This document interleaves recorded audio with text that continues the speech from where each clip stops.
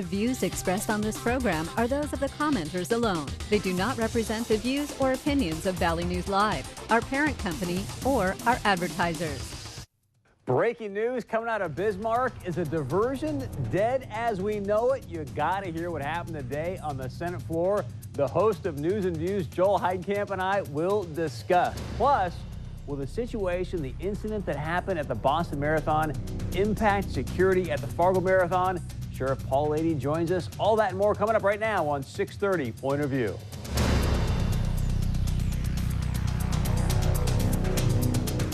Good evening, I'm Chris Berg. Thanks for joining us tonight. Well, breaking news coming out of Bismarck today. Is the diversion over as we know it? Look, I said last week, the fat lady's not singing, but she's definitely warming up. After what happened today on the Senate floor, she's not just warming up. She's standing on the stage right now, waiting for the curtains to open. Here's what happened today on the Senate floor. If we can bring up this graphic, please. We all remember House Bill 1020. It was the one that had those Al Carlson amendments in it that was going to dictate federal funding on this diversion project. So here's the thing. It passes the Senate with this amendment from Senator Larry Lueck, senator out of the Wapaton area, passes 24-23. I'm going to read Section 17 because this is the key amendment that was put in by Senator Lueck. Fargo Flood Control Project funding. State funds designated for Fargo flood control are available only for levee and dike protection until the full federal share of the costs is appropriated by Congress. Now, for guys for me that aren't that smart and don't read legal language that well, basically what that says is, look, there is absolutely zero state dollars for this diversion project until it's fully funded, not just authorized, not just some funding, fully funded by a $17 trillion in debt government. Yeah, that's going to happen tomorrow. So what does fully funded mean? Let's bring up this graphic as well. I just want to walk you through some different ideas of it. A fully funded diversion project means this specifically. Over the next, let's say, 10 years or so, or 8 years, because the full amount is about $850 million. So you're looking at about $100 million a year over the next 8 years. Now, there is one, I guess, sort of bright spot in this bill that got passed. The state funds initially were about $325 million for this area, for water projects, flooding and whatnot. That got bumped up to $450 million. Now, of course, you've got Cass County Commissioner Darrell Vaniel, Fargo Mayor Denny Wallaker, that group going, hey, you know what? This thing is not over yet. The fat lady's not singing. We're going to talk about where does this go from here. With me tonight, the host of News and Views, Joel Heitkamp. Joel, you've been through this game before, by the way. Thanks for being here live. Appreciate it. Is the diversion over as we know it? No. The answer is no, but I'll tell you what, it's on life support right now. There's no question about that. You're right. It's in trouble. So what does this mean? I mean, when you look at what's going on, by the way, when the session first started, did you ever think you were going to see this going on?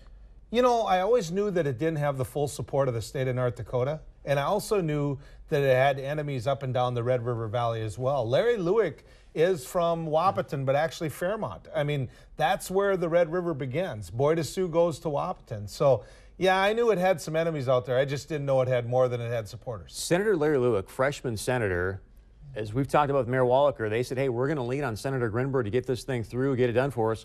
What's Senator Grinberg thinking tonight? Well, I think Senator Grinberg right now is sitting somewhere probably at the Blarney Stone going, I need your vote tomorrow. We need to reconsider this tomorrow. But the problem is he voted in the affirmative for the bill.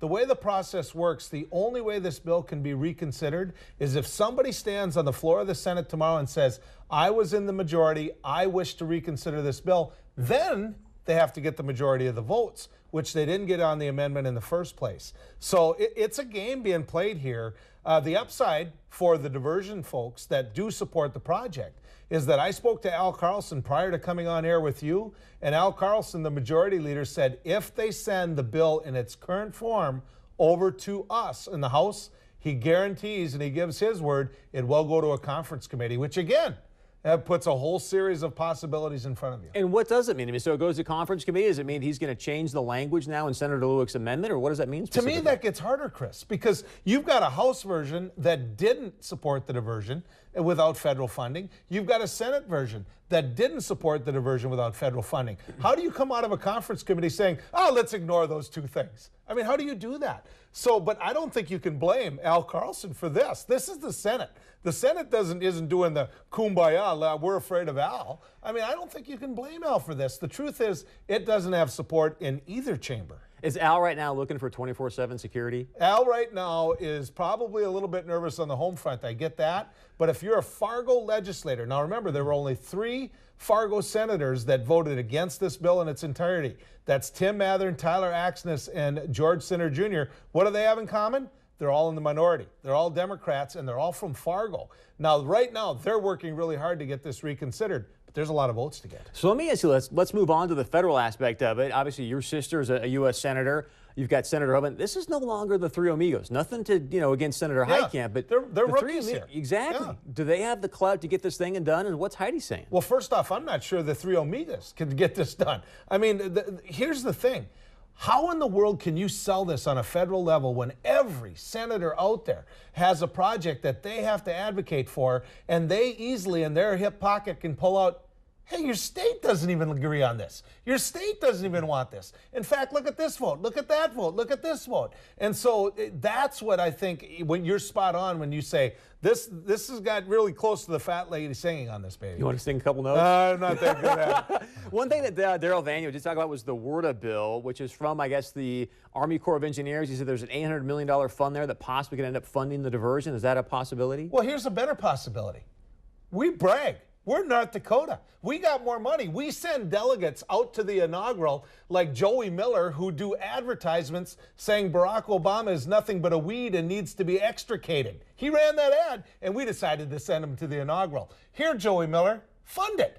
Quit begging the federal government for money then. If you truly believe in it, fund it. But North Dakota gets more federal money per capita than any other Which state. Which makes them hypocrites. In the union. Which makes them hypocrites. It was the 3 amigos. Stay with us. We want to get your feedback. Also, earlier today on the Facebook page, we asked you a question. We're going to show you your point of view at the end of the show. And as always, Joel's going to stay with us here. We got a lot more stuff to cover, but join our conversation. Do you think the diversion project is over? Go to our website, 630pov.com. You can see here, you can email us, 630pov@valleynewslive.com, or text us at that number below. We'll be right back. Welcome back to Point of View. Staying with us tonight, the host of News and Views, Joel Heitkamp. Probably a little bit of a celebration going on in the Knickerbocker right now. I bet you they're high-fiving at the Knicker. A couple of beers being put back right now. Look, on a different note, horrific event that took place in Boston yesterday. I just want to get your initial thoughts on it. Just sad. I think the only way these people win is if they make us live in fear.